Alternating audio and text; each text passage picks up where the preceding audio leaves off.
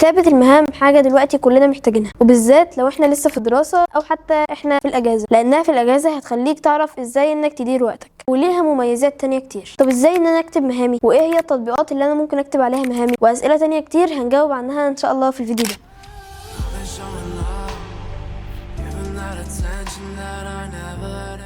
ازيكم عاملين ايه؟ النهارده في الفيديو ده هقول لكم كل حاجه بخصوص كتابه المهام. بس قبل ما نبدا الفيديو ما تنساش اللايك والشير والسبسكرايب، ولو انت مش عامل لي فولو على الانستجرام ما تنساش تعمل لي فولو. ويلا نبدا. اول حاجه هنتكلم عنها في الفيديو ده وهي ايه هي مميزات كتابه المهام.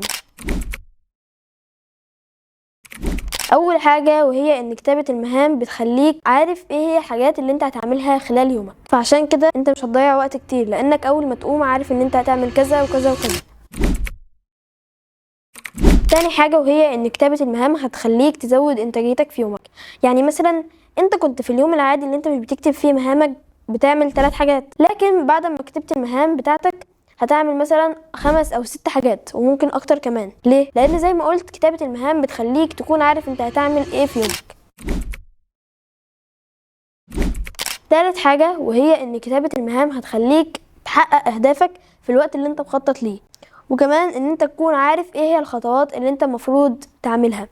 وده طبعا بيجي مع الوقت، لانك ممكن ساعات ان انت في يوم تخلف تاسك انت كنت حاططها، عشان كده ممكن ان انت تطول شويه ان انت تحقق الهدف ده. يعني مثلا انا عايز ان انا اقرا 3 كتب، فانا بجيب عدد الصفحات بتاعه كل كتاب من ال3 واحطهم على بعض واقسمهم على عدد ايام السنه، وبكده انا اكون عرفت انا كل يوم المفروض اقرا قد ايه من الكتب. وطبعا ده ممكن ان انت تطول فيه شويه، ممكن يجي مع السنه وكم يوم كمان من السنه الجديده، لانك مثلا ممكن تكون في يوم من الايام جالك ظرف معرفتش ان انت تقرا الكتاب ده، او ان انت عندك امتحانات معرفتش تقرا الكتاب، او ما عندكش وقت، فده بيجي مع الوقت. وعادي جدا ان انت تطول في الهدف اللي انت كنت مخطط ليه، ومش لازم تيجي بالوقت بالظبط. يعني مش لازم اكون محدد سنه بالظبط عشان احقق الهدف ده، لا، ممكن اخد اكتر او ممكن اخد اقل.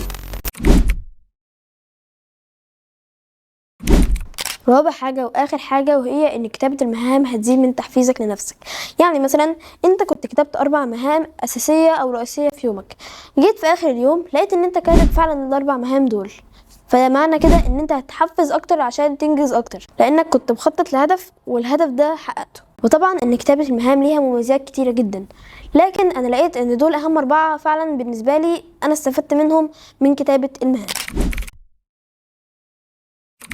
تاني حاجة هنتكلم عنها وهي ايه هي التطبيقات اللي ممكن ان انت تكتب عليهم مهامك، وهنكون في الجزئية دي عندنا 3 تطبيقات. اول تطبيق وهو تطبيق نوشن، والتطبيق ده هيخليك تكتب مهامك عادي جدا، لكن التطبيق ده برضه زي ان هو متخصص في كتابة المهام ممكن ان هو يخليك تعمل حاجات تانية كتير جدا. يعني مثلا انا كاتب السكريبت اللي انا بتكلم منه دلوقتي على النوشن، والسكريبت ده هو الكلام اللي انت بتقوله في الفيديو وبتكون كاتبه عشان ما تغلطش كتير وتتعب في المونتاج، ودي ان شاء الله نقطة هنتكلم عنها في الفيديو اللي جاي او الفيديو اللي بعديه. غير كده ان انت وانت بتكتب مهامك ممكن ان انت تحط غلاف للبيج اللي انت كاتب عليها مهامك، وكمان ان انت تحط ايموجي للبيج، ودي حاجة هنتكلم عنها ان شاء الله في الفيديو ده، لكن بعد الجزئيه اللي هي بتاعه التطبيقات بتاعه كتابه المهام. وحاجات تانية كتير جدا بعملها على نوشن، يعني ممكن ان انت تخطط لاهداف السنه. يعني نوشن مش مختص بس ان انت تكتب مهامك.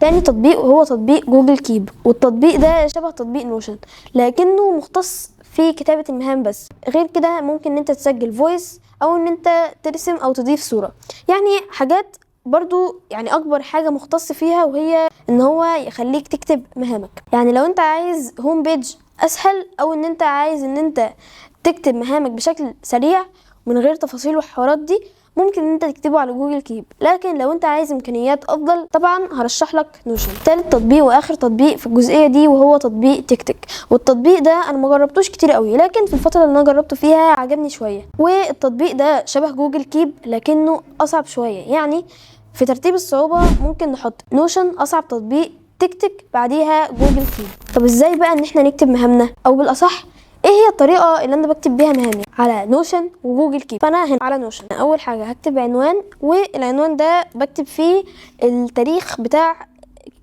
اليوم اللي انا بكتب ليه المهام. فانا مثلا احنا النهارده 26/1، تمام، 26/1/2024، تمام. وممكن ان انا اكتب بين قوسين مهامي، تمام.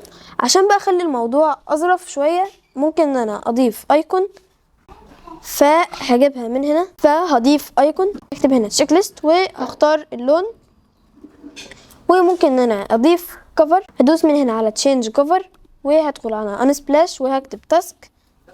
وبقى عشان اكتب المهام بتاعتي هدوس على العلامه دي وهدوس على تو دو ليست، وبقى ببدأ ان انا اكتب مهام. طبعا من الافضل ان انت ما تكتبش اكتر من 3 مهام رئيسية في يومك، والباقي يبقوا مش اساسيين.